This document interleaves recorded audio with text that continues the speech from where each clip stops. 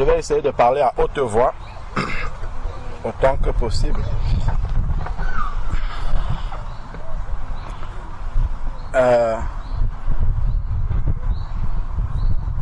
Il est important en fait, quand on fait un chemin, je prends l'exemple d'une maison. Quand on veut construire un bâtiment ou une simple maison sans étage, on commence à construire ainsi de suite, après on s'arrête. On reprend le plan de l'architecte, on voit, il avait prévu une porte là. Est-ce que réellement la porte a été placée suivant le nombre de centimètres qui avait été demandé par rapport à la gauche, par rapport à la droite et ainsi de suite? On avance encore, on s'arrête encore, on regarde, est-ce qu'on est en train de suivre le plan ou est-ce qu'on est sorti du plan déjà? C'est très important en fait de procéder de cette manière-là pour être sûr à la fin que ce qu'on va obtenir était ce qui était prévu dès le départ. Si on fait ça, en fait, on va aller en désordre et au final, on peut obtenir peut-être une belle maison, je n'en sais rien, mais qui ne correspond pas au plan. Imaginons-nous que nous soyons entrepreneurs et on gagne un appel d'offres, quelqu'un nous demande de construire sa maison et comme on voit souvent des maisons clés en main. À la fin, tu viens, tu donnes la clé au propriétaire, il arrive, il regarde, il entre. Il t'avait demandé 3 chambres, il n'y en a que 2. Il t'avait demandé un salon de 25 mètres carrés, il n'y en a que 9 mètres carrés. Il t'avait demandé une cuisine de 10 mètres carrés parce qu'il regarde, il n'y a que 5 mètres carrés, ainsi de suite. Est-ce que le maître, enfin le donneur d'ordre, est-ce qu'il sera content de ça? Est-ce qu'il va même accepter ça déjà? Je ne crois pas. Je pars de là pour nous poser une question. Le but d'un enfant de Dieu, quand il se convertit au Seigneur, c'est d'aller au ciel, c'est de finir au ciel, ça on le sait. Par contre, quel est le but d'un enfant de Dieu sur la terre? Tant qu'il est encore là, tant que le Seigneur le laisse ici sur la terre, c'est quoi le but? Parce que si on ne sait pas quel est le but, on court sans savoir où on va. Et à chaque fois qu'on avance, on doit regarder le but et voir si on s'en rapproche ou si on s'en éloigne. Si on est sur le chemin du but ou si on est sur un autre chemin. C'est important en fait. Parce que si on ne connaît pas le but, effectivement, on va naviguer à vue. On va construire une maison sans savoir au final ça doit donner quoi. On doit arriver à quoi à la fin. Donc c'est important en fait de garder ça toujours présent à l'esprit. Donc, j'ai entendu des réponses. C'est chacun, ceux qui veulent répondre peuvent prendre la parole et nous dire c'est quoi le but d'un enfant de Dieu sur la terre, tant qu'il est encore sur la terre. C'est d'accomplir la mission que Dieu lui a donnée. Accomplir la mission que Dieu lui a donnée. Gloire au Seigneur. Est-ce qu'il y a une autre réponse? Moi, je vais donner une réponse. Oui, frère.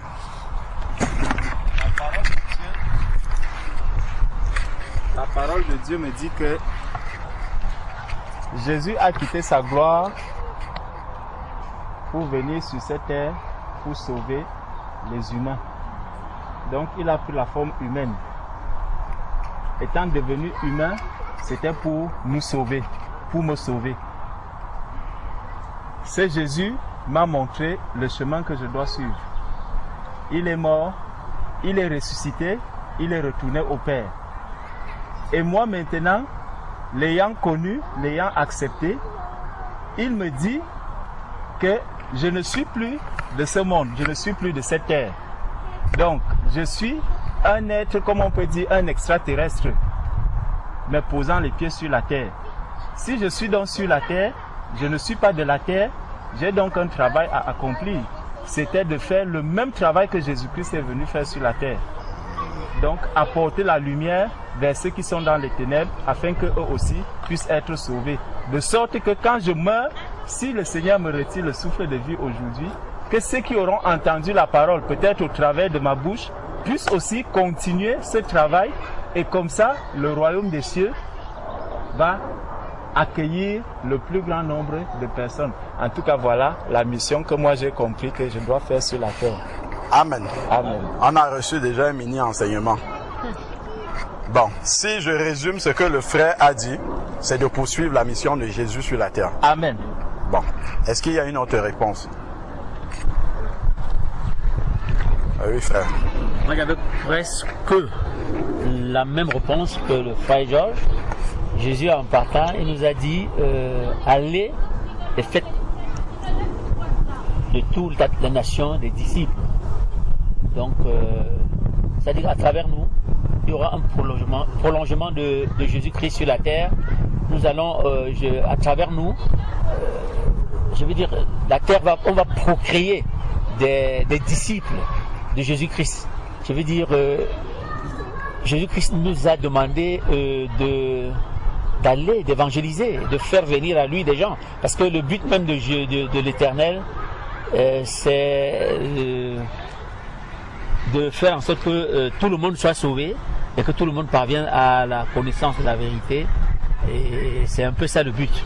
Et vraiment, le Seigneur nous demande de faire de toutes les nations des disciples. Et c'est à ça aussi que nous avons été appelés. C'est vrai qu'il a préparé des œuvres bonnes pour nous que nous allons mettre en pratique, c'est vrai. Mais il faut que nous faisons de toutes les nations des disciples. Amen. Amen. Dans le but pour lequel nous sommes sur la terre, c'est de faire de toutes les nations des disciples. C'est de faire des nations des disciples. Si je peux résumer ce que notre frère a dit, est-ce qu'il y a une autre réponse?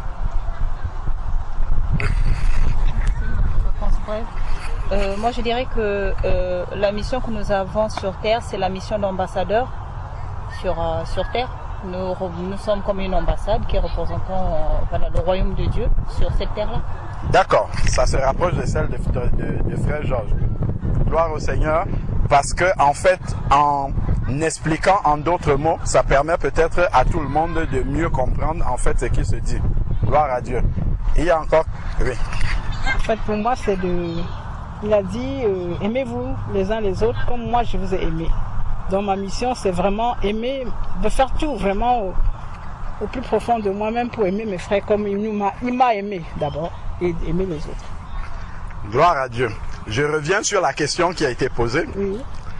J'ai demandé la mission de tout enfant de Dieu sur la terre. Ah oui, c'est aimez-vous les uns les autres. D'accord, aimez-vous les uns les autres. Donc, nous sommes ici sur la terre pour s'aimer les uns les autres.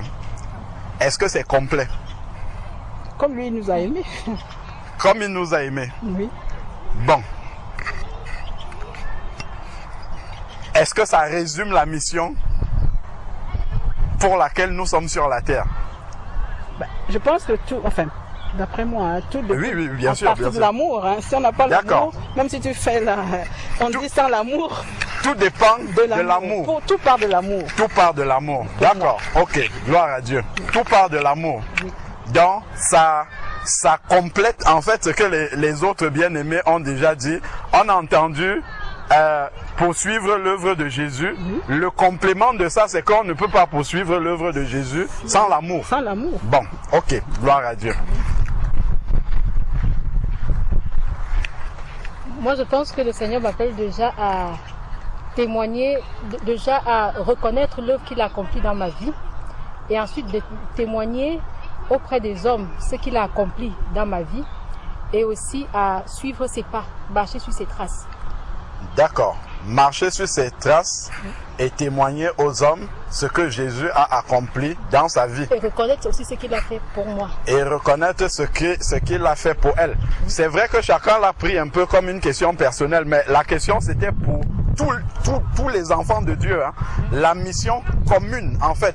Pourquoi Jésus nous a laissés sur la terre? C'est vrai que après, chacun peut avoir une spécialité dans cette mission-là, voilà. Chacun peut avoir une spécialité. J'ai déjà compris que la spécialité de ma sœur, ça va tendre vers l'amour un peu. Voilà, elle est spécialisée dans l'amour, mais en restant dans la mission générale. C'est sûr que sans l'amour, comme la sœur a dit, c'est l'amour qui a motivé le Seigneur à descendre sur la terre. C'est sûr que sans l'amour, on ne peut même rien commencer. Ce n'est même pas la peine de commencer à faire quelque chose. C'est important de pouvoir le souligner. Est-ce que pour tout le monde, jusque-là c'est bon? On voit où est-ce qu'on va? Ok, est-ce qu'il y a encore une autre réponse? Oui, frère Gilles. y a ce que Paul disait qui m'est revenu à l'esprit. Il disait que vous mangez, que vous buvez, faites tout pour la gloire de Dieu. Amen. Donc, si je fais tout pour la gloire de Dieu, eh bien, ça rejoint ce que ma sœur disait. Ce sera par amour de toute façon. Et puis dans tout ce que je fais, je chercherai à accomplir la volonté de Dieu et uniquement sa volonté et pas ma volonté, quoi. Gloire à Dieu. Voilà. Donc, nous sommes sur la terre pour accomplir la volonté de Dieu. Si je peux rajouter quelque chose, dans la prière du Notre Père, nous disons que ta volonté soit faite sur la terre comme elle est au ciel. Donc, comme la volonté de Dieu sur la terre n'est pas comme au ciel, donc nous sommes là pour que sa volonté soit faite sur la terre, comme elle est au ciel. Bon, gloire à Dieu. S'il n'y a plus de compléments, je vais avancer. Gloire au Seigneur. Est-ce que maintenant, par rapport à toutes les réponses, vous pensez qu'on va arriver à une maison qui est similaire à la fin? Est-ce que la maison sera la même? C'est-à-dire que si le Seigneur nous avait lâché comme ça, il lâche Gilles, je ne sais pas moi, au pôle Nord, il lâche frère Nicanor en Océanie, il lâche Georges, je ne sais pas, en Afrique. Est-ce qu'au final, la maison qu'ils vont venir présenter à Dieu à la fin aura le même plan? Ça sera la même. Gloire au Seigneur. Ça devrait être la même. C'est sûr et certain. Quelles que soient les orientations par lesquelles on passe, au final, on doit arriver à la même chose, en fait. On doit finir par arriver au même but. C'est vrai, en fait, que toutes les réponses sont justes. La réponse de tonton Nicanor, en fait, se rapproche de celle que moi j'ai compris également et regroupe l'ensemble, en fait. C'est-à-dire, Jésus lui-même, quand il est arrivé, la toute première chose qu'il a commencé à faire, c'est faire des disciples. Parce que au travers de faire des disciples, tout le reste là, ça va rentrer là-dedans. S'il y a des disciples, les disciples font quoi? Se disciplinent pour faire la même chose que le maître. Si les disciples ont vu le maître aimer, les disciples vont manifester l'amour du maître. Si les disciples ont vu le maître faire la volonté du Père, parce que c'est ce qu'il faisait, ils vont faire la même chose, la volonté du maître aussi. Donc en fait, effectivement, le Seigneur nous appelle à faire des disciples. Maintenant, la question que nous devons nous poser, avant de dire que je dois faire des disciples, je ne peux pas faire ce que je ne suis pas. Là, c'est un problème déjà. Imaginons que une sœur ici veut avoir un enfant. Mais si elle veut avoir un enfant qui soit plutôt un petit chien ou un petit chiot, ça ne sera pas possible. Parce qu'elle est un être humain, jamais elle ne pourra accoucher d'un petit chiot. Inversement, si une chienne aime tellement son maître et qu'elle aspire à donner bas à des petits qui ressemblent à son maître, ça ne pourra jamais arriver parce qu'elle est de nature chienne et son maître, c'est un humain. Ça ne va jamais arriver. Donc effectivement, je ne peux pas m'engager dans la mission de faire des disciples si je ne suis pas un disciple. Je ne vais pas venir dire, bon, écoute, je vais voir les gens là-bas, je dis, je veux faire de vous des disciples, mais je vais aller vous montrer à quoi ressemble un disciple. Je prends la main et j'amène, je dis, voici frère Georges, c'est comme ça qu'un disciple doit être. Et je veux faire de vous comme frère Georges est. Mais s'il ne voit pas ça sur moi-même, ça sera un problème. Je ne peux pas faire ce que je ne suis pas. Ce n'est pas possible.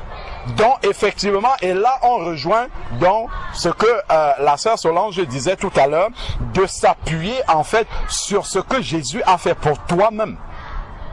Ça part de ce que tu es toi-même en fait. Tu es une vitrine du Seigneur Jésus-Christ. Donc, et les autres voient et connaissent Jésus à travers toi d'abord. C'est par là que ça commence. C'est ce que Jésus a fait de toi. Si tu es un disciple du Seigneur Jésus, alors tu peux faire d'autres disciples. C'est d'abord ça. Nous sommes d'abord nés du sein de notre mère. Nous sommes devenus des êtres humains et nous aussi nous pouvons procréer par la suite. Mais il a fallu que nous naissions d'abord, que nous soyons des êtres humains pour pouvoir le faire. Donc effectivement, pour faire des disciples, il faut être un disciple soi-même. Et donc déjà déjà le but avant d'entrer dans la mission que Dieu m'a donnée. Quand je dis Dieu m'a donné, c'est en tant qu'enfant de Dieu, je ne parle pas de moi personnellement.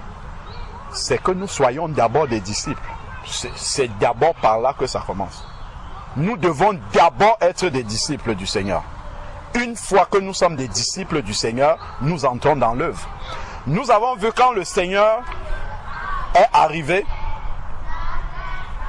quand il a commencé son œuvre, il est sorti des eaux du baptême, il a été dans le désert pour être tenté par le diable. Quand il ressort, il appelle André et Pierre, Matthieu 4. Il leur dit, vous êtes pêcheurs de poissons, je ferai de vous des pêcheurs d'hommes. Mais à l'instant là, ils ne sont pas encore des pêcheurs d'hommes. Ils vont devenir, je ferai de vous des pêcheurs d'hommes. On peut lire dans Matthieu 4. C'est important en fait de voir la manière et les temps de conjugaison du Seigneur. Matthieu chapitre 4, lorsqu'il appelle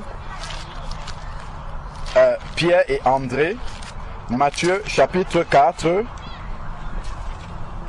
verset 17. Matthieu 4, à partir du verset 17,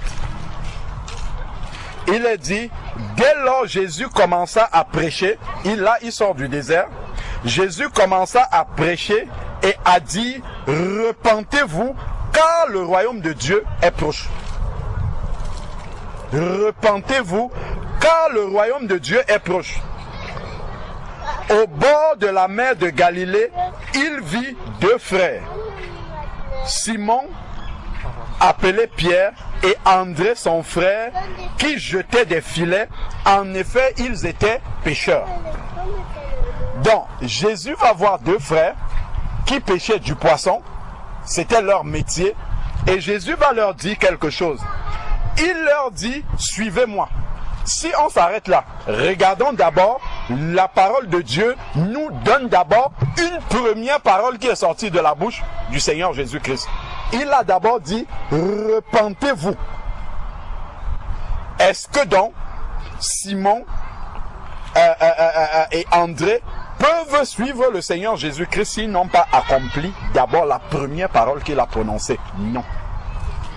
Ils ne peuvent pas le suivre. C'est une parole qu'il a prononcée, c'est par là qu'ils doivent commencer pour le suivre. D'abord, se repentir. Ensuite, le Seigneur dit, et pendant que vous me suivez, lorsque vous avez décidé de me suivre et que vous avez commencé à me suivre, je vous ferai pécheurs d'hommes. Ce n'est pas vous êtes déjà pécheurs d'hommes. Il dit, je vous ferai pécheurs d'hommes. Donc, c'est quelque chose qui va arriver en suivant Jésus-Christ. Je vous ferai pécheurs d'hommes. Ensuite, maintenant, je vous ferai pécheurs d'hommes. Et il s'arrête là. Et maintenant, la Bible dit, aussitôt ils laissèrent. Jésus a dit une chose, suivez-moi, je vous ferai pécheurs d'hommes. Et après, qu'est-ce qui se passe? Simon et André prennent la décision de laisser tout et de suivre Jésus-Christ. Jésus n'est pas resté là, je vous en supplie. Non. Il leur a dit, et il les a laissés comme ça. C'est à vous de savoir ce que vous voulez faire là maintenant. Si Simon et André n'avaient pas suivi Jésus, Jésus ne serait pas resté là. Il aurait continué. Il avance, donc aussitôt ils laissèrent. Donc ça, ce sont Simon et André qui ont pris la décision après avoir entendu Jésus-Christ de laisser là leur filet et ensuite de le suivre. Maintenant, en allant plus loin, il vit deux autres frères, Jacques fils de Zébédée et Jean son frère, qui étaient dans la barque avec Zébédée, leur père. Là maintenant, il y a une relation affective qui est aussi là, en plus, par rapport au premier cas. Leur père, et il réparait leur filet. Il les appela. Il appelle toujours et il ne fait rien d'autre. Il appelle et il te laisse maintenant faire le choix de le suivre. ou de laisser. Et il ne va pas insister. Aussitôt, pareillement, comme les autres. En fait, dans la réponse des apôtres, des disciples, des premiers disciples, on voit en fait qu'il y a la spontanéité, en fait. J'accepte tout de suite. Je ne commence pas à dire et si ça, et mes filets que je laisse. Il n'y a pas de question, ils ne se posent pas cette question-là. Ils partent et ils font confiance à celui qu'ils vont suivre, au maître. Donc il y a cette décision, il y a la spontanéité de la décision et il y a l'abandon total en fait. Il y a le renoncement total, complet. Toute leur vie a été abandonnée à l'instant où ils ont rencontré Jésus-Christ. Toute leur identité de pécheurs, tout ce qu'ils faisaient, cette vie-là ancienne qu'ils avaient, ils ont tout laissé là. Tac, pour partir vers autre chose. C'est ça la repentance. Repentez-vous et que chacun de vous, bon ça c'est même un autre passage, repentez-vous car le royaume de Dieu s'est approché. À l'instant, on voit les premières repentances là, c'est l'abandon complet, c'est le renoncement à qui j'étais avant. Voilà pourquoi Jésus va dire ailleurs maintenant, si on parle dans Matthieu 16, verset 24 qu'on connaît très bien, Jésus va dire ailleurs maintenant, Matthieu chapitre 16, verset 24. Alors Jésus dit à ses disciples, plus tard, si quelqu'un veut venir à moi, si quelqu'un veut véritablement être disciple, si quelqu'un veut venir après moi, qu'il renonce à lui-même en fait. Renoncer à soi-même, c'est abandonner tout ce qui est ma volonté en fait. Et le problème à devenir disciple, et on va toujours revenir à ce point-là, c'est qu'il n'y a pas de renoncement. Comme il n'y a pas de renoncement, on va trouver des excuses. À chaque fois, il y aura des excuses. Si on te présente ça, voici la volonté du Seigneur. Non, moi, voilà, je vais donner une excuse. Je ne peux pas faire ça parce que ceci. Je ne peux pas parce que ceci. Parce que ceci. Parce que ceci. Parce que, en fait, en réalité, il y a encore ma volonté. Donc, je ne pourrai jamais être un disciple du Seigneur. Or, le but justement d'être là, d'être enfant de Dieu sur la terre encore ici, c'est d'être déjà un disciple. Et maintenant commencer à faire des disciples. En fait, je ne serai jamais un disciple. Le but vers lequel le Seigneur nous amène, c'est de devenir des disciples. Est-ce que nous pensons que nous sommes des disciples là? Ça serait vraiment compliqué lorsque nous regardons la vie des disciples et que nous comparons à la nôtre, d'oser dire que nous sommes des disciples. Ça serait vraiment difficile. Nous sommes des aspirants disciples. Merci beaucoup, tonton Nicanor. C'est une expression qui commence à se rapprocher de ce que nous sommes. Nous sommes des aspirants disciples. Moi, le premier. Hein. Donc, le Seigneur dit de renoncer à soi-même, en fait. Renoncer à soi-même dès le départ, quand j'ai déjà compris. Parce que les apôtres, en fait, la prochaine fois qu'ils disent allons pécher, c'est quand Jésus est mort déjà. Je ne sais pas si vous voyez. Ils ont abandonné ça. La prochaine fois que l'idée d'aller pécher leur revient, c'est quand Jésus n'est plus devant eux. C'est un engagement qu'ils ont pris pour la vie. On ne revient plus dessus. Donc, lorsque je sais que la volonté du Seigneur, c'est ça, peu importe ce que ça va me coûter après, je fais la volonté du Seigneur, point à la ligne. Quand j'ai accepté réellement, quand j'ai compris que ma mission sur la terre, c'est de devenir un disciple, je fais ce qu'il faut pour devenir un disciple. Sinon, je me mens à moi-même, en fait. En fait, on va créer un club d'amis ici, là. Si jamais quelqu'un ne devient disciple ici, mais en fait, on aura perdu tout notre temps sur la terre. Si on ne devient pas des disciples du Seigneur, on aura perdu du temps. En fait, tout ce qu'on aura fait, on n'aura pas atteint la volonté du Seigneur. C'est pour cette raison-là qu'en commençant, je nous ai dit, quel est le plan de la maison vers laquelle nous devons arriver? N'oublions pas que ce plan-là, ce n'est pas simplement de se réunir là le dimanche. C'est d'être des disciples du Seigneur. Le Seigneur n'a pas dit, le verset que le tonton Nicanor citait tout à l'heure de Matthieu 28, il n'a pas dit, allez faire de toutes les nations des adhérents de la foi chrétienne. Il n'a pas dit, allez faire de toutes les nations des gens qui vont venir remplir l'église. Non. Il a dit de faire des disciples. C'est un ordre qui est très négligé en fait. Les gens travaillent pour remplir leurs églises. Ce n'est pas ça. Je préfère avoir une personne ici là, mais qui soit un vrai disciple du Seigneur. Un vrai aspirant disciple, je ne dirais même pas disciple. Aspirant, c'est-à-dire qu'il a décidé de devenir disciple. Soit je suis le Seigneur pour être un disciple, soit je ne le suis pas du tout. C'est ça, puisses-tu être ou froid ou bouillant. C'est pas au milieu des deux. Je ne m'engage pas et je commence à réfléchir plus tard que hey, je m'étais engagé comme ça, mais en fait le Seigneur après il me demande de laisser ça. Je dis non. C'est pendant la repentance que je réfléchis à ça en fait. C'est pendant la repentance que je mesure, comme le Seigneur dit, que celui qui veut qu'il s'asseye, qu'il calcule la dépense. C'est pendant la repentance que je calcule la dépense. Si j'aurais de quoi aller jusqu'au bout. Ce n'est pas que Dieu nous demande d'être des superman, hein. Ce n'est pas ça que Jésus demande. Ce qu'il demande, c'est un engagement total. C'est la seule chose qu'il nous demande.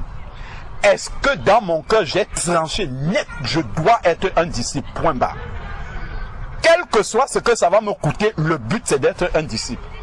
Est-ce que déjà cette décision-là est claire en moi? L'impression que moi j'ai, j'espère me tromper, en fait c'est qu'on s'engage avec le Seigneur en comptant simplement, je fais ce que je peux et je compte sur la miséricorde de Dieu.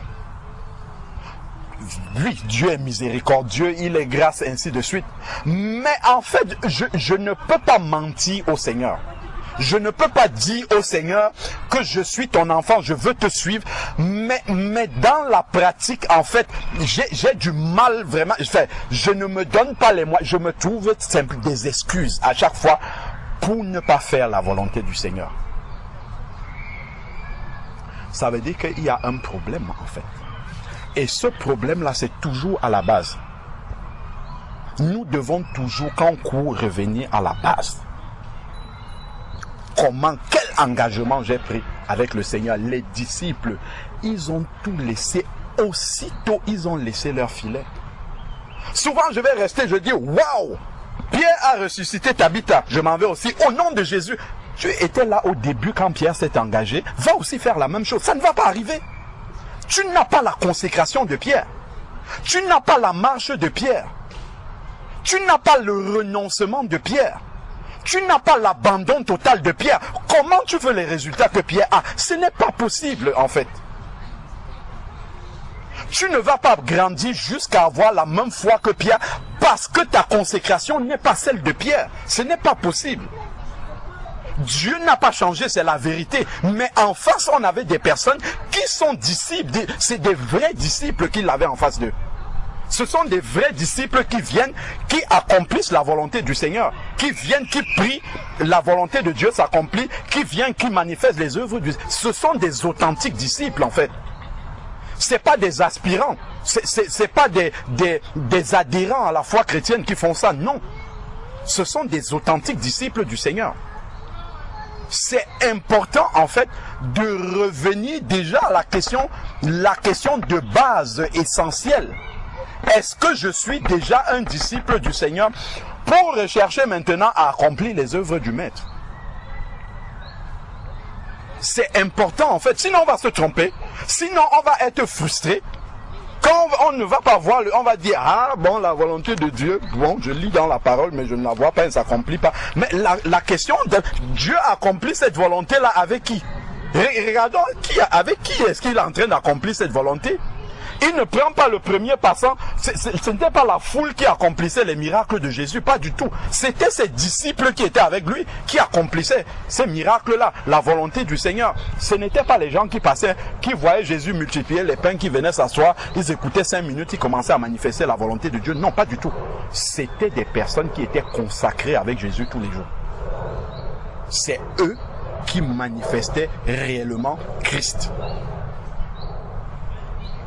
Donc c'est important en fait de comprendre que nous devons, le but en fait c'est de devenir un disciple. Si je quitte la terre sans être devenu un disciple, j'ai raté la mission pour laquelle Dieu m'a laissé sur la terre. Je l'ai raté. Ce n'est pas simplement, bon, une adhésion, il y a les frères, il y a les sœurs, bon, on est là, on avance, tant bien que mal. Non, pas du tout. Ce n'est pas ça le but en fait. Le but d'un enfant de Dieu, ce n'est pas celui-là. Le but d'un enfant de Dieu, c'est d'être un vrai disciple du Seigneur sur la terre. Quelqu'un sur qui Dieu peut compter. Sur qui Dieu peut s'appuyer. Parce que Jésus n'est pas physiquement sur la terre. Il n'est plus là. Donc il a besoin, quand il dit dans 2 Corinthiens 5, verset 20, où il dit, nous faisons, la sœur nous a rappelé ça tout à l'heure, nous faisons fonction d'ambassadeurs comme si Dieu exhortait par notre bouche. C'est vraiment qu'il nous prend pour ses ambassadeurs. Quand le président de la République nomme un ambassadeur, je prends par exemple le président de la France, il nomme un ambassadeur, je ne sais pas moi, en Côte d'Ivoire. Il ne va pas quitter lui-même encore pour aller en Côte d'Ivoire faire représenter la France. Non, il a laissé abandonner ça complètement entre les mains de l'ambassadeur. S'il a juste besoin de faire passer une note là-bas, il envoie à l'ambassadeur, il dit, c'est pour ça que nous recherchons la volonté de Dieu, pour savoir ce que nous, en tant qu'ambassadeurs, nous devons appliquer ici sur la terre.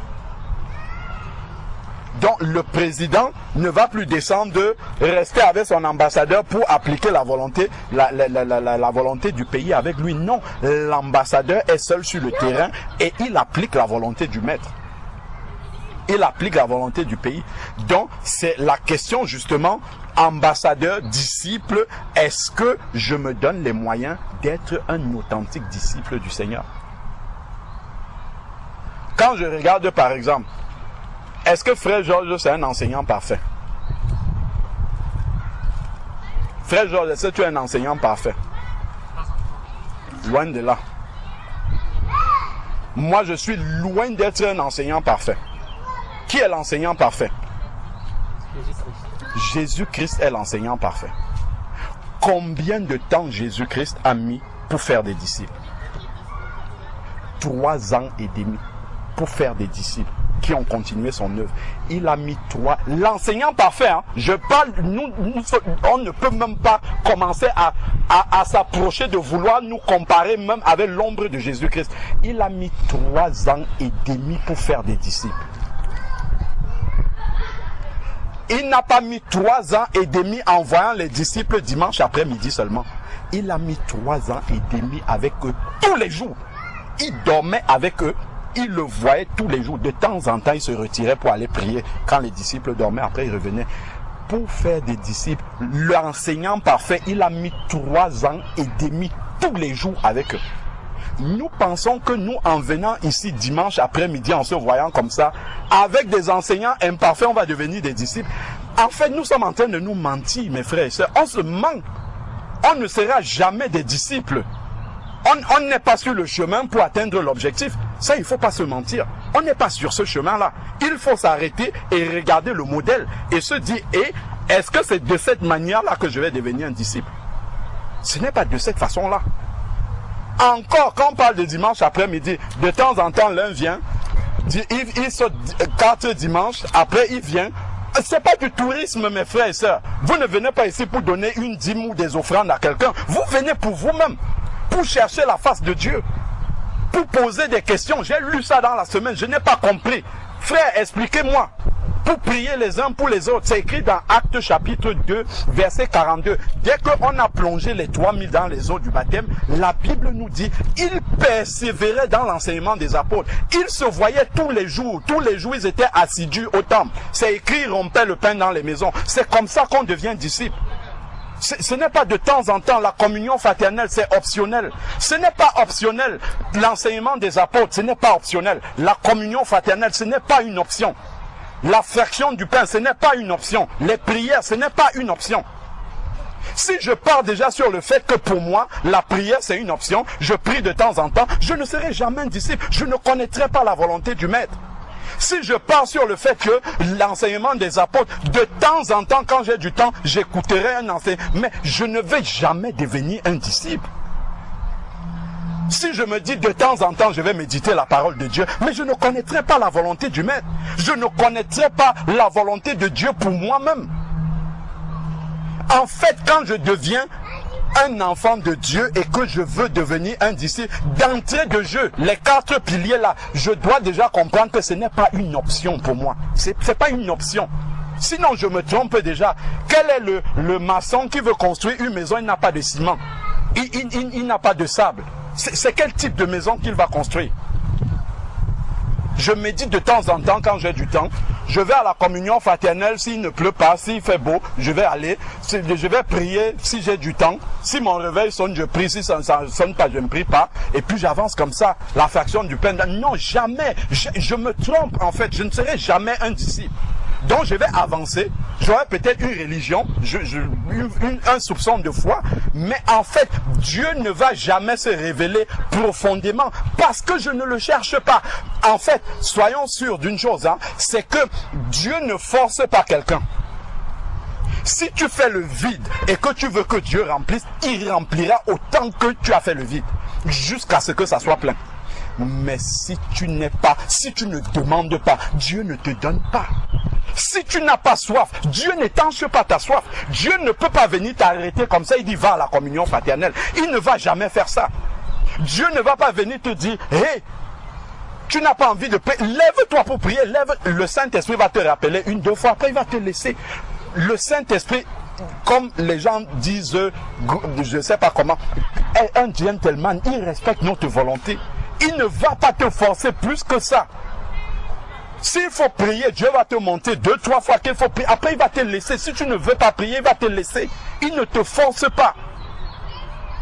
Donc, si tu n'as pas décidé, mais en fait, tu seras un adhérent de la foi chrétienne. Regardons un peu dans Luc chapitre 14. Jésus, il va faire, et vraiment, on connaît vraiment le bon Dieu. C'est très bien. Par contre, en fait, il y a quelque chose, quand on médite dans les évangiles, si en fait, en général, on survole les évangiles, on s'arrête, Jésus a donné du pain, il a guéri les malades, il a fait parfaitement. Mais quand vous commencez à gratter, vous voyez la manière dont Jésus avançait, vous comprenez réellement ce qu'il était venu faire. Il faisait des disciples, en fait. Jésus ne faisait pas des adhérents. Soit tu étais engagé pour le suivre. C'est pour ça que la plupart de ceux qui ont suivi Jésus sont allés jusqu'à la mort. Parce que dès le départ, en fait, Jésus ne te laissait pas dans une illusion. Il te disait la vérité telle qu'elle est. Soit tu acceptes de le suivre. Il commençait bien sûr par faire un miracle. Si tu as besoin d'un travail, il va te donner un travail. Ça, c'est pas un problème. Mais après le travail, il va te dire, fiston, ce n'est pas que le travail. Le travail, c'est bien, ça nourrit ta chair. Mais ça, le plus important, c'est autre chose. Je veux t'amener ailleurs. Si tu te limites juste au travail, tu n'as rien compris. Parce qu'on ne monte pas au ciel avec ce travail-là. Ça nourrit juste ta chair et ta famille. Mais il y a autre chose vers lequel je veux t'amener. C'est à ça que ton cœur doit être accroché. Là où est ton cœur, là aussi est ton trésor. Donc, ici, là, il dit, dans Luc, c'est le même verset qu'on a lu dans Matthieu 16, mais dans Luc, c'est présenté avec plus de précision. Luc chapitre 14. Luc chapitre 14. Luc chapitre 14, à partir du verset 25. Luc chapitre 14, à partir du verset 25. Luc chapitre 14, à partir du verset 25. Il est dit, de grandes foules faisaient route avec Jésus. Vous voyez, il y a des disciples Et il y a des gens qui font route avec Jésus et la Bible dissocie les deux. Si nous faisons juste route avec lui, c'est normal que ce qu'il nous dit soit optionnel. Prier, ça va être une option. Le jour où je vais prier, je prie. Si je ne veux pas prier, point, je fais autre chose. S'il faut la communion fraternelle, Jésus dit bien que là où 2 ou 3 s'associent, donc tu as besoin d'un deuxième. Même Jésus lui-même, qui n'avait besoin de personne, puisque devant le tombeau de Lazare, il dit, Père, je sais que tu m'exauces toujours. Donc il n'avait besoin de personne pour être exaucé. Mais pourquoi va-t-il prendre Pierre? Il va prendre André, il va prendre Jacques, il va prendre Jean, il va prendre Philippe, il va prendre Nathanaël. Pourquoi? Pour montrer en fait que tu ne peux pas être un disciple qui vit tout seul quelque part. Ce n'est pas possible. Quand il parle du corps, quand il prend l'église, il prend l'exemple sur le corps. Nous sommes le corps de Christ. Est-ce que tu as vu le membre d'un être humain vivre en dehors d'être attaché sur le corps? Pas du tout. Ça n'existe pas. Ça veut dire que le disciple vit dans la communion fraternelle. Il vit dans l'attachement aux autres membres de son corps, en fait. Ça, c'est quelque chose qui est important, fondamental. Ensuite, il dit, donc de grandes foules faisaient route. Le grand nombre, vous avez vu, hein, le grand nombre fait route avec Jésus-Christ. Mais ceux qui sont disciples, ils sont peu. Ils sont très très peu. Large est le chemin qui mène à la perdition. Dès qu'on dit Jésus, vous, tout le monde court. Quand Jésus commence à parler sérieusement, une sélection commence à se faire. Donc, ceux qui n'avaient pas pris l'engagement réellement, commencent en fait à s'écarter du chemin. Et le Seigneur va toujours, au travers des circonstances, au travers de la marche, nous révéler. Il ne nous laisse pas dans l'illusion. Il n'attendra pas que nous soyons dans le cercueil pour nous dire. Il va nous montrer en fait qu'on n'était pas réellement engagé. Il va secouer nos vies comme ça, avec les circonstances, avec les épreuves, avec différentes choses. Et toi-même, tu vas voir comment tu es en train de sortir de la volonté de Dieu. À cause de ces épreuves-là, tu vas commencer à te donner des excuses. Ah, je n'ai pas médité parce que ceci. Ah, je n'ai pas été à la communion fraternelle parce que ceci. Ah, je n'ai pas cherché mon frère et ma soeur parce que ceci. Ah, je n'ai pas fait parce que. Parce que là, il y aura toujours des épreuves dans ta vie jusqu'à la fin. Et c'est la preuve que tu es un enfant de Dieu. Donc Dieu ne va pas d'abord enlever toutes les épreuves de ta vie et dire, mon fils, maintenant il n'y a plus des épreuves, fais ma volonté. Si tu n'as pas d'épreuves, tu ne peux même pas faire la volonté de Dieu. Jésus a fait la volonté du Père, plongé dans les épreuves. Du début jusqu'à la fin, jamais de temps de repos. Dès qu'il veut se reposer comme ça, les Sadducéens sont là avec des pots de bananes. De l'autre côté, les pharisiens sont là. Là-bas, on veut le pousser pour le faire tomber de la montagne. À tout moment, les épreuves étaient partout. Même quand on vient lui dire, Lazare, ton ami est malade, il y a encore les épreuves qu'il appelle là. Si vous regardez dans Jean 11. Dans Jean 11, c'est Thomas qui a dit, mais c'est là où tu veux aller là, c'est là où les Juifs ont failli te tuer, tu veux qu'on aille aussi là-bas? Quand Jésus a dit qu'on aille, il y a un disciple qui a dit, allons donc mourir avec lui. Parce que pour eux, c'était la mort. Mais Jésus n'a pas lésiné à aller, même si c'était pour la mort. Parce que dès le départ, il avait décidé de faire la volonté du Père. Nous aussi, quel que soit le cas, Seigneur, je sais que par moi-même, je ne peux pas faire ta volonté. Mais au moins, j'ai pris la décision. Je suis décidé à la faire. Maintenant, donne-moi la force pour arriver. Je ne vais pas me donner des excuses, des échappatoires. Non, je veux faire ta volonté. Seigneur, viens à mon secours. Et ce qui est bien, juste et Dieu est lumière, c'est que si c'est à moi que tu demandais ça, moi, je ne suis pas tout le temps avec toi. Le jour où je ne suis pas là, tu fais comme tu veux. Mais c'est à Dieu que tu fais cette prière-là. Donc si tu es en train de dire à Dieu, Seigneur, je suis prêt à faire ta volonté, aide-moi. Si tu n'es pas sincère, Dieu sait que tu es un plaisantin. Il sait que celui-là est un plaisantin. Il est en train de blaguer, il n'est pas sincère. Souvent quelqu'un dit, oh je suis resté trop longtemps chez moi, oh Seigneur montre-moi des frères qui prient comme moi. Le jour où Dieu te montre les frères, tu restes encore à la maison de la même façon comme avant. Mais en fait tu es un blagueur. Tu blagues jamais Dieu ne va te prendre au sérieux. Ah Seigneur, je suis resté des années. Où sont même les gens qui aiment Jésus? Dieu te montre les gens qui aiment Jésus. Tu restes encore chez toi maintenant. À ce moment-là, et tu oses même encore prier ce Dieu-là, le même. Qu'est-ce que tu vas encore lui dire? C'est la repentance qu'il te faut en fait. Mais quand nous marchons comme ça, en fait, nous ne sommes pas sérieux avec Dieu. Dieu ne peut pas compter sur nous de cette manière. Quelqu'un va dire, oh, gloire au Seigneur, je suis vos enseignements sur Internet, je suis édifié. Ouais, je priais pour demander à Dieu, montre-moi les frères là. La personne s'attend peut-être que quand il va arriver ici, il va voir des frères qui marchent les pieds en haut, la tête en bas. Quand il arrive, ah, c'est seulement eux ici. Terminé. Il est satisfait et il ne fait plus rien. Il retourne chez lui, il reclique de la même manière sur les enseignements comme s'il n'avait pas vu. La main de Dieu agit. Dieu a exaucé sa prière, mais il continue la même chose qu'avant. En fait, nous ne sommes pas sérieux, frères. Il ne faut pas se mentir. On ne sera pas des disciples comme ça. En fait, il faut être sérieux avec Dieu. Si tu demandes quelque chose, il y a une sœur qui venait au milieu de nous. Ah, la communion fraternelle, c'est loin, c'est loin. Dieu a fait 5 minutes de chez elle. À Oberkampf, là-bas, il y avait une communion fraternelle. La sœur est allée 2-3 fois, terminée, elle n'y allait plus. Si tu fais une prière, vous savez ce que Dieu fait? Il exauce ça pour révéler l'état de ton cœur. Pour que toi-même tu vois que ce n'était pas la distance qui était un problème. Le problème est en toi-même. Ce n'est pas une question.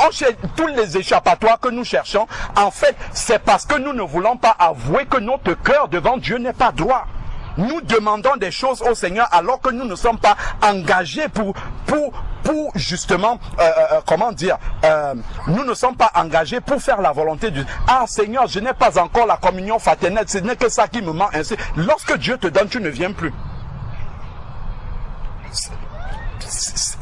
En fait, pour que Dieu commence à nous utiliser réellement, il faut que nous soyons sérieux dans les petites choses. J'évite désormais, si quelqu'un me dit, ce n'est même pas désormais, depuis longtemps. Si quelqu'un me dit par exemple, frère, soutiens-moi dans la prière pour tel sujet, soit je vais noter ça directement pour m'en souvenir. Si je lui dis je vais te soutenir dans la prière et que je ne le fais pas, je suis un blagueur devant le Seigneur. Ce sont des petites choses sur lesquelles le Seigneur est vigilant. Il voit comment les toutes petites choses, le sérieux qu'on fait, le sérieux avec lequel on prend ces choses-là, c'est voilà comment Dieu commence à nous tester. Je vais rester là, je vais dire, ah, ça fait 5 ans, je suis enfant de Dieu, je ne sais pas, Dieu m'appelle même à quoi, je jeûne 6 mois, tu es prêt? Si Dieu te révèle ça, mais est-ce que tu es prêt à le faire? Tu n'es pas préparé à ça.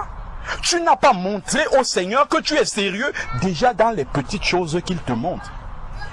Tu viens faire des prières. Est-ce que tu es réellement... Quand Dieu exauce les prières que tu lui demandes là, il y a une sœur, je prends toujours l'exemple de la communion fraternelle. Une sœur qui disait, ah moi je travaille le dimanche, c'est pour ça que je ne viens pas.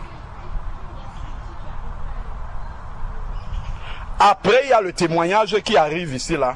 Ah mon patron, Dieu a touché son cœur. Il m'a donné mon dimanche. Gloire à Dieu, que Dieu te bénisse ma soeur. Après, la même soeur, quand on lui rappelait, mais ma soeur, tu viens de naître de nouveau. Ce n'est pas qu'on veut te voir. S'il y a une personne ici, c'est suffisant. La question, c'est que la Bible dit, désirez comme des enfants nouveau-nés le lait non frelaté de la parole de Dieu. Tu as besoin d'entendre des enseignements en tant que nouveau converti. Même vieux converti, tu as besoin de cette parole-là. Tu ne peux pas vivre sans. Lorsque les Israélites se sont engagés dans la mer Rouge, c'est là où Pharaon a pris tous les chars. C'est ce que la Bible dit. Il a pris tous les chars d'Égypte pour le suivre. Comment tu vas t'en sortir à peine sorti des eaux du baptême quand les épreuves vont venir sur toi? Si tu n'as pas reçu les enseignements, tu vas être surpris. Tu vas dire, mais on m'a menti sur la vie chrétienne. On m'a dit que dès que je devais prier, tout devait être exaucé. Ce sont les enseignements qui te font grandir, qui te font comprendre que la vie spirituelle, ce n'est pas à l'eau de rose. Oui, on prie le Seigneur nous exauce, mais les épreuves font partie de la vie chrétienne. Là, quand tu vas arriver, frère, je suis attaqué comme ça. Oui, moi aussi, j'étais passé par là. On va prier pour toi. Ma soeur, ne te décourage pas. Tu vas aller rester tout seul de ton côté. Le malin va venir te cribler. Tu vas commencer à entendre des voix. Dieu m'a dit ceci, il m'a dit de marcher comme ça. Montre-moi ça dans la Bible. Personne n'a jamais marché comme ça. Mais tu crois que Dieu t'a parlé. Tu n'as pas encore appris à écouter la voix de Dieu parce que tu ne connais pas sa parole, donc tu ne connais pas comment Dieu parle. Tu as besoin de t'asseoir, d'écouter les enseignements. Tu as besoin de t'asseoir et poser des questions sur les enseignements. Pour grandir, pour te fortifier. Quand tu vas aller cliquer sur Internet, tu écoutes un enseignement. Tu as besoin de discernement pour savoir ce que j'écoute là. Est-ce que c'est biblique? C'est important en fait. Sinon, en fait, il y a beaucoup de tourisme spirituel maintenant. Beaucoup. En fait, les gens nous sommes beaucoup des enfants. Un enfant, je donnais l'exemple une fois, vous lui achetez une belle tablette, il joue à la tablette, venez le lendemain avec un jouet en carton. En carton. Vous lui présentez ce jouet-là, il va jeter la tablette, il va passer au carton directement. Parce que c'est neuf. Parce que c'est nouveau. C'est comme ça que nous sommes. Dès que quelque chose, à peine tu as prié le Seigneur pour qu'il te donne quelque chose. Une fois que tu l'as entre les mains maintenant, c'est toujours la même chose tous les jours. Toujours la même manne, la manne tous les jours. Ce n'est que non, je veux la viande. Je passe à autre chose. Mais est-ce que tu sais... Mais la manne, vous savez pendant combien d'années les Israélites ont mangé la manne? 40 ans, la même manne. Ça n'a jamais changé. C'était toujours la même chose. Parce que dans cette manne-là, il y avait tout. Il y avait la vitamine A, B, C, D, E, combien. Il y avait tout dedans. Ce n'est pas une nouvelle manne que Dieu leur a donnée. Ah non, on veut la viande maintenant. Ah non, on veut ceci. Ah, les concombres d'Égypte. On commence à penser à tout. Alors tu oublies que tu as tellement prié pour avoir cette manne-là. Quand Dieu te donne la manne, ah, c'est toujours la même. Les frères, là, ils enseignent toujours la même chose. C'est toujours la même chose. Ce n'est pas autre chose. La parole de Dieu, elle est telle. C'est la même chose. Elle ne change pas. Donc il faut vraiment qu'on s'examine en fait. Il ne faut pas qu'on voit toujours le problème. Il faut qu'on s'examine réellement. Que je me mette devant Dieu et je dis Seigneur, qu'est-ce que je cherche même? Je veux quoi? Je veux les miracles. Dieu va accomplir les miracles. Ah non, même les miracles là, ce n'est plus ça. Je veux maintenant. Non, restons devant. Seigneur, c'est quoi mon problème? Qu'est-ce que je cherche au prophète? Le problème, effectivement, ça révèle, c'est pour ça que je suis parti de cette question-là, ça révèle que je ne sais pas quel est le but de Dieu, en fait, dans ma vie. C'est pour ça que je suis embrouillé. Je touche ici, je laisse. Je touche là-bas, je laisse. Je touche ici, je laisse. Non, ce n'est pas comme ça. On a parlé d'un chantier, le chantier que Dieu commence dans ta vie. Quand tu commences un chantier, on va prendre un électricien. Sa spécialité, c'est l'électricité. Il va passer les câbles dans les murs. Ensuite, il faut qu'un plombier vienne, qu'il perce toutes les canalisations, il passe les conduits d'eau. Ensuite, le charpentier va venir, va faire son travail. En fait, c'est comme ça que Dieu fait dans notre vie.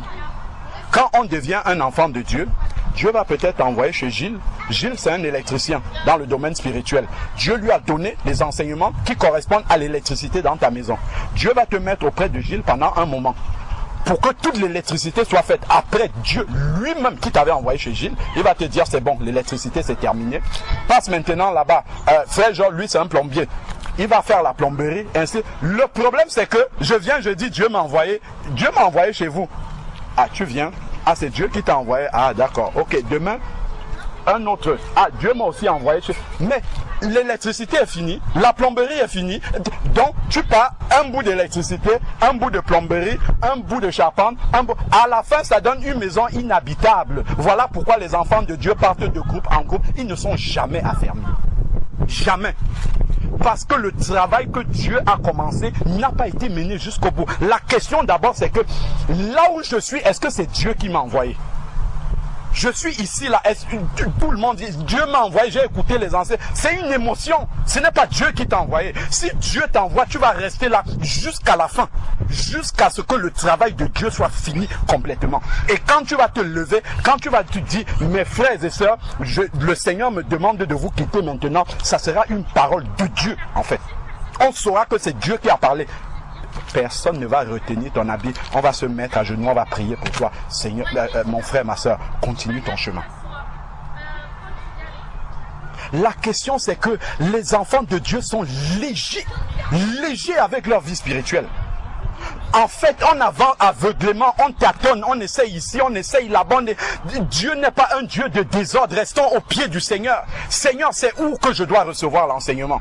Une fois que Dieu m'a montré, je m'assois là-bas, je reçois l'enseignement et je médite moi-même personnellement. Je recherche la face de Dieu moi-même d'abord. Et Dieu complète maintenant au travers des dons des uns et des autres. Il y a l'enseignement, il y a des quand on enregistre un enseignement ici, ce n'est pas tout qui va être publié. Les sujets de prière que les uns et les autres ont, on ne va pas publier ça. Tu vas cliquer sur un enseignement, tu ne sais même pas comment le Seigneur a fait pour que d'où est-ce que c'est parti.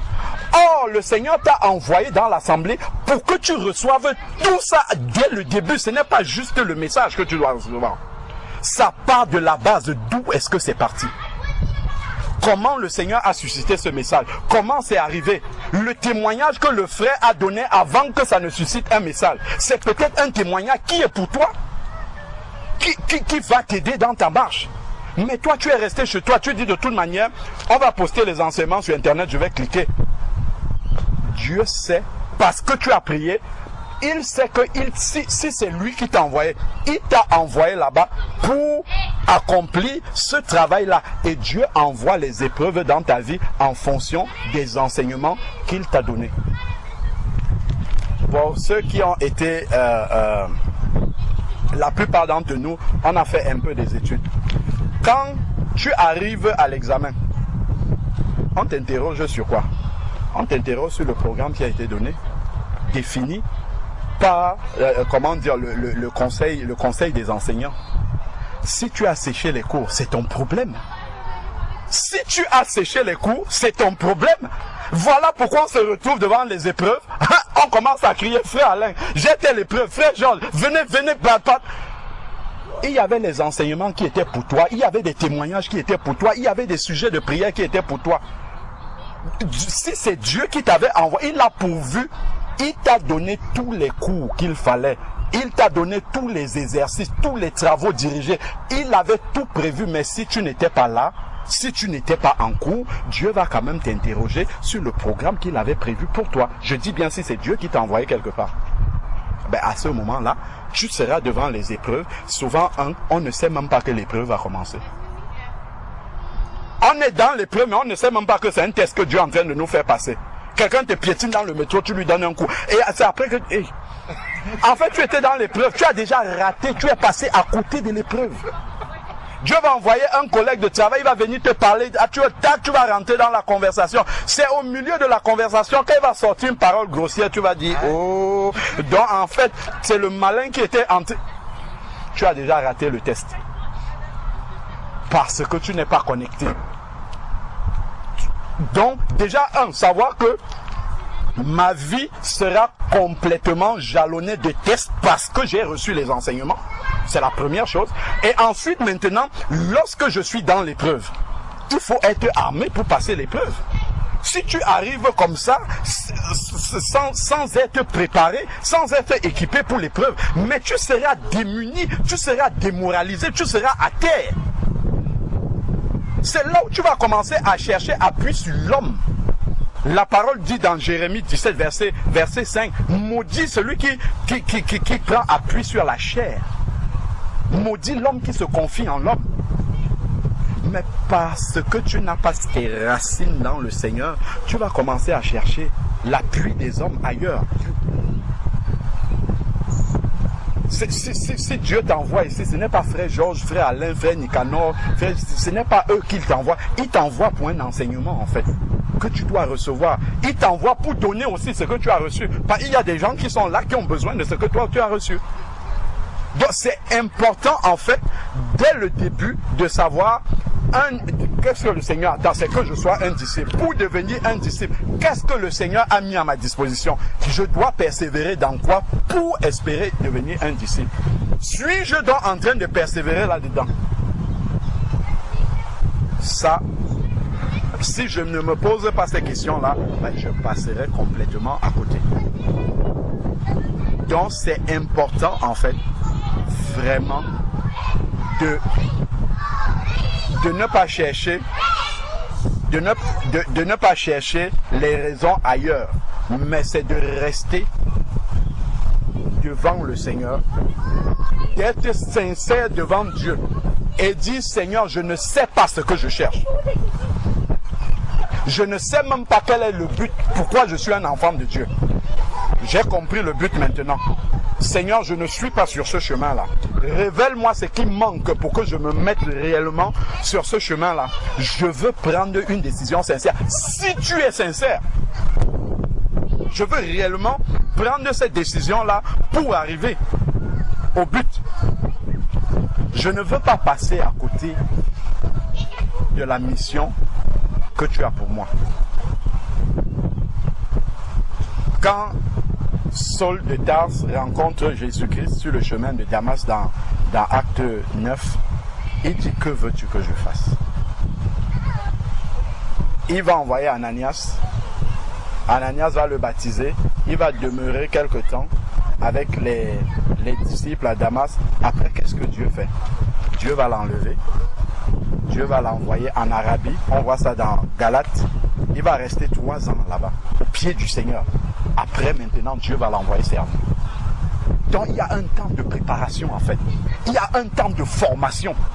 Et ce temps de formation, c'est Dieu qui t'envoie là où tu dois être formé. Et tu dois persévérer jusqu'à ce que tu aies cette formation. Parce que Dieu sait ce qu'il a prévu dans le plan de ta vie, c'est comment tu dois le servir. Et tu dois être équipé pour ça. Tu dois avoir tout ce qui est nécessaire pour arriver au but que Dieu a pour ta vie. Donc c'est important en fait de savoir cela. Le dimanche c'est insuffisant pour les enseignements. On avait prévu même pour aider les bien-aimés qui n'ont pas de communion fraternelle. Le vendredi soir, les réunions de prière, il y en a combien qui viennent? En fait, on n'a pas soif, ne nous mentons pas, on n'a pas soif. On n'a pas soif de persévérer. Le dimanche, là, quelques heures que nous passons là, ça nous suffit. Si Dieu voit qu'on n'a pas soif, il nous laisse comme ça. Si ça te suffit comme ça pour devenir disciple, ben Dieu te laisse comme ça. Mais tu ne seras pas disciple du tout. On habite loin, l'autre a Grigny, l'autre à, je sais pas, la LRO, l'autre ainsi de suite. On ne peut pas faire des réunions de prière en semaine. C'est compliqué, il y a les mamans d'enfants, ainsi de suite. Voilà pourquoi au moins, on doit s'accrocher dès qu'il y a quelque chose. Le vendredi soir, au moins, tu es chez toi. Ah non, je vais dormir. Non, ok. Ah non, Dieu me conduit à ne pas me réunir. D'accord. Pendant ce temps, il te conduit à dormir. Ok. Donc alors, si tu vas devenir disciple en dormant. C'est important, si tu dis Dieu me conduit, il faut veiller à faire ce que Dieu te demande de faire. Il faut le faire vraiment. Il ne faut pas dire Dieu me conduit autrement comme une excuse pour être paresseux. Parce que quand tu dis ça, le malin est là et il voit en fait qu'il y a une faiblesse et c'est là qu'il va taper. C'est là qu'il va vraiment taper à ce niveau-là. Parce que tu n'es pas encore solide pour t'en sortir toute seule. Le problème, il est là. Dieu peut conduire ses enfants n'importe comme il veut. Mais il faut avoir déjà la solidité qui te permette de marcher, de reconnaître quand tu vois l'erreur, tu dis ça c'est l'erreur, je ne vais pas toucher à ça, je vais avancer et ainsi de suite. Sinon, tu vas boire des poisons, et après tu seras ballotté complètement à tout vent de doctrine. Et finalement, l'œuvre que le Seigneur voulait accomplir dans ta vie ne sera pas réalisée. Ça ne sera pas la faute du Seigneur. Ça sera ta propre faute. Parce que tu n'as pas écouté le Seigneur jusqu'au bout. Tu es parti dans les découvertes. Je veux découvrir. C'est bien de découvrir. Mais il faut pouvoir encore discerner ce qui n'est pas bon pour toi. C'est important en fait de réaliser ça. C'est vraiment capital en fait. Sinon notre vie spirituelle, tu vas compter 1, 2, 3, 5, 10 ans, tu fais le bilan, tu verras que rien n'a avancé. Rien du tout. Dieu ne te confie pas des missions où tu sens que Dieu t'envoie faire ça. Ah là j'ai passé un cap de foi. Dieu m'envoie faire quelque chose de plus compliqué. Dieu ne pourra pas compter sur toi en fait. Il ne pourra pas s'appuyer sur toi. Ce n'est pas possible. Mes sœurs, nous sommes rentrés de Dakar. On vous a trouvé engagés. Ah, on va se rendre visite. On va prier les uns les autres. Vous avez déjà été chez sœur Irène. Vous avez été chez sœur, je ne sais pas, Cynthia. Vous avez déjà fait le tour. Pourquoi vous vous êtes arrêtés? On ne commence pas quelque chose, on s'arrête avec le Seigneur. En fait, vous plaisantez devant le... Je vous dis la vérité, vous blaguez avec le Seigneur. Si vous dites Dieu nous conduit à faire, allez jusqu'au bout. Vous avez vu, on a commencé les réunions sur Skype le vendredi. Je vois mon frère, il est fatigué de la semaine. On lutte avec le soir, mais on est là, on a pris l'engagement. Même s'il y a une personne, on sera là. Parce que l'engagement est pris devant Dieu, c'est pas devant les hommes. Peu importe, vous ne venez pas, ça c'est votre problème. On reste, même si on est Dieu, on va prier. Quand on s'engage, et c'est dans ces petites choses-là que Dieu teste notre sérieux.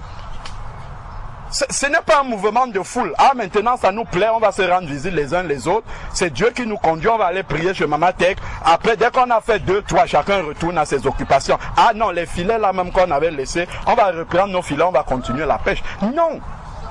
Dieu ne veut pas des consécrations saisonnières. Il faut une consécration totale, définitive, entière, jusqu'au bout.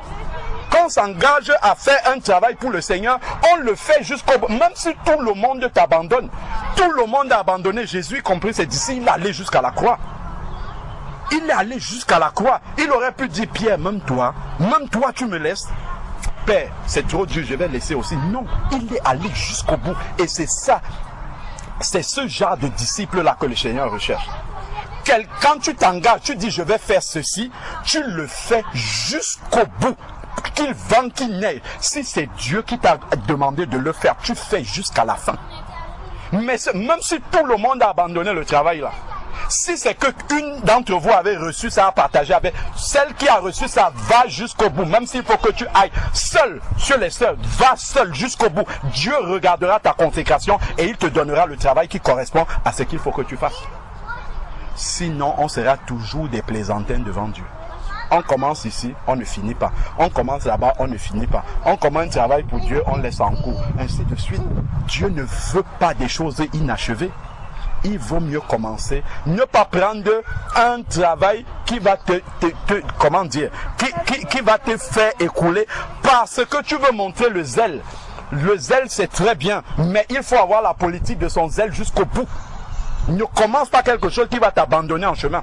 Il faut être sûr que c'est Dieu qui te demande de faire ça. Et si c'est Dieu qui te demande de faire ça, tu te consacres pour le faire et Dieu te donnera les moyens d'aller jusqu'au bout. C'est ce que nous sommes en train de dire là, c'est capital. Sinon, en fait, ta vie spirituelle sera fade. Tu vas finir par t'ennuyer dans la vie spirituelle.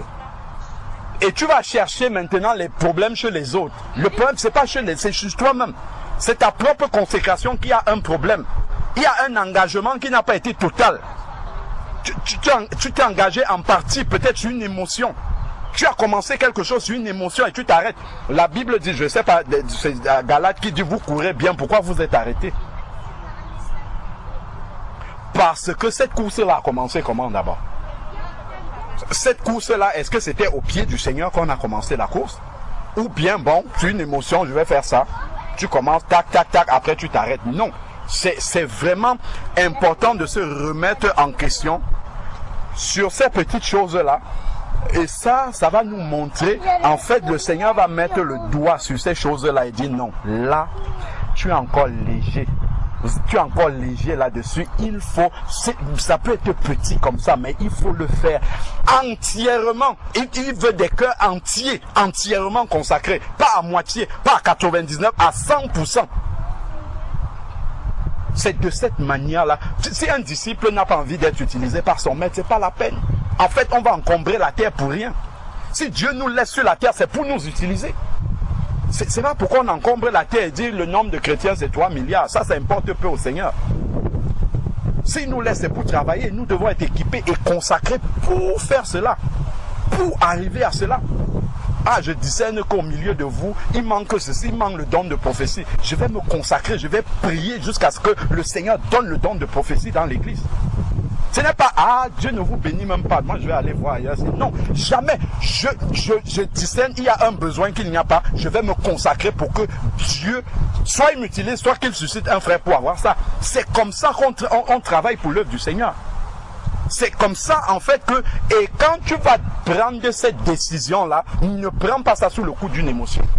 Cherche la face de Dieu et consacre-toi véritablement pour arriver à ce but-là. C'est comme ça que Dieu voit les disciples, déjà les aspirants disciples qui veulent vraiment arriver à devenir des véritables disciples. C'est très très important ce que nous sommes en train de dire. Sinon, on aura une vie spirituelle qui sera comme ça, en dents de scie, on écoute un message. Souvent les gens écoutent, comme beaucoup, c'est pas internet, ils ont écouté un message, ils ont dit ok, Dieu m'a envoyé là.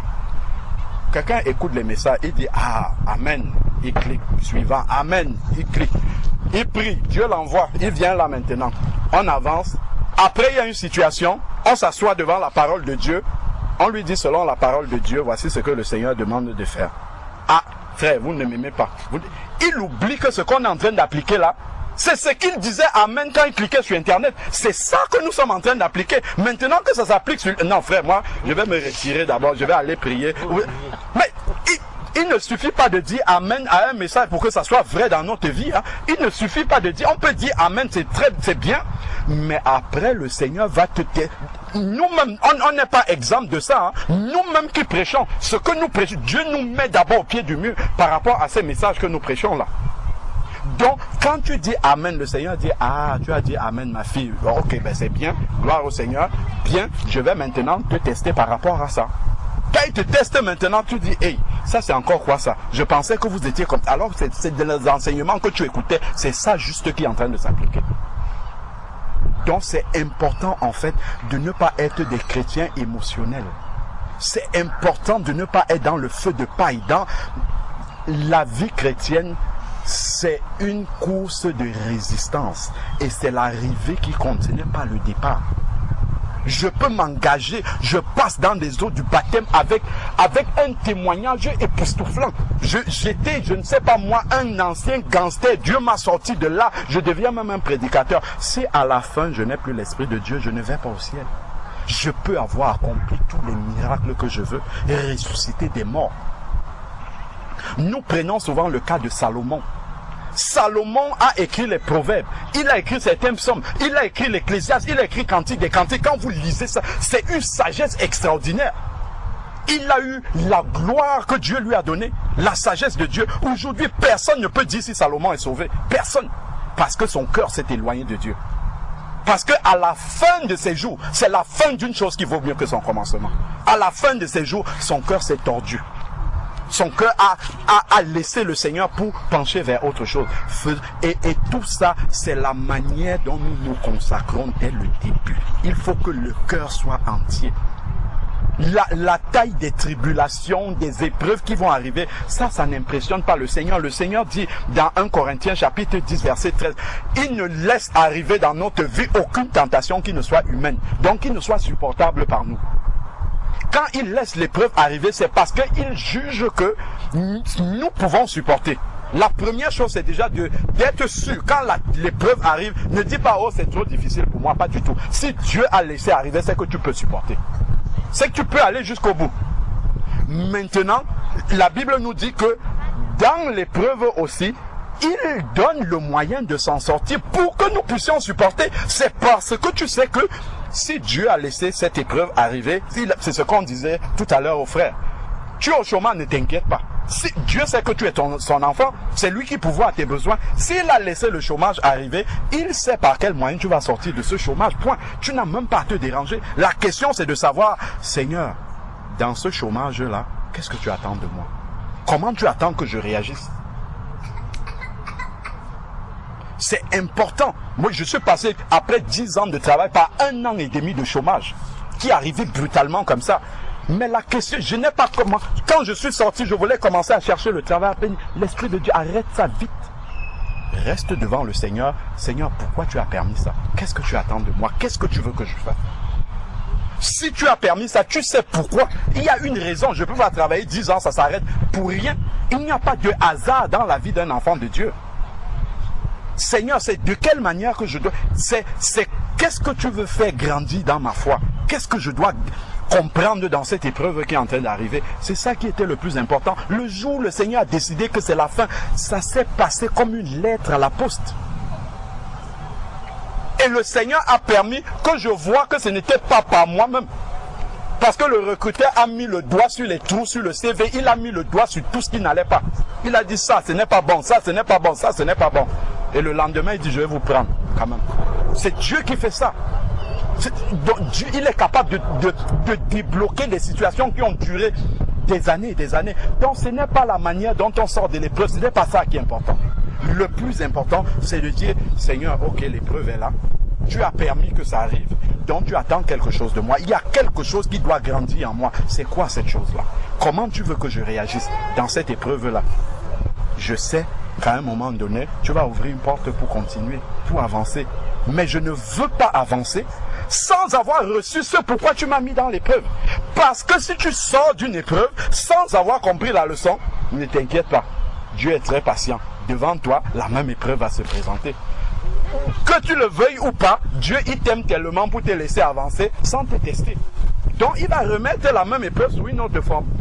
On va te redonner le même problème, comme on dit souvent, en changeant juste les chiffres. Tu vas changer les chiffres, mais le même problème sera devant toi. Donc autant mieux passer l'épreuve vite fait. Demandez rapidement, Seigneur, qu'est-ce que tu attends de moi? Comme ça, je réagis de la bonne façon, on passe à autre chose. C'est ça la vie chrétienne, d'enfant de Dieu. Et ça, c'est au travers des enseignements, c'est au travers de l'expérience, c'est au travers de la méditation, c'est au travers du partage, la communion fraternelle en groupe, personnel. Quand tu rends visite aux frères, aux sœurs, tu entends les expériences des uns des autres. C'est là, en fait, que tu apprends toutes ces choses-là. Sinon, tu vas être démuni quand ça va arriver. Ah, Seigneur, tu vois, comme je discutais avec une sœur, tu vois comment j'aime tellement les enfants. Pourquoi ça m'arrive? Pourquoi je fais une fausse couche? C'est après que la sœur a compris. Parce que justement, un enseignement est venu la trouver. La sœur se disait, ah, j'ai fait quelque chose à Dieu. Non, ma sœur, tu n'as pas fait, tu n'as rien fait à Dieu.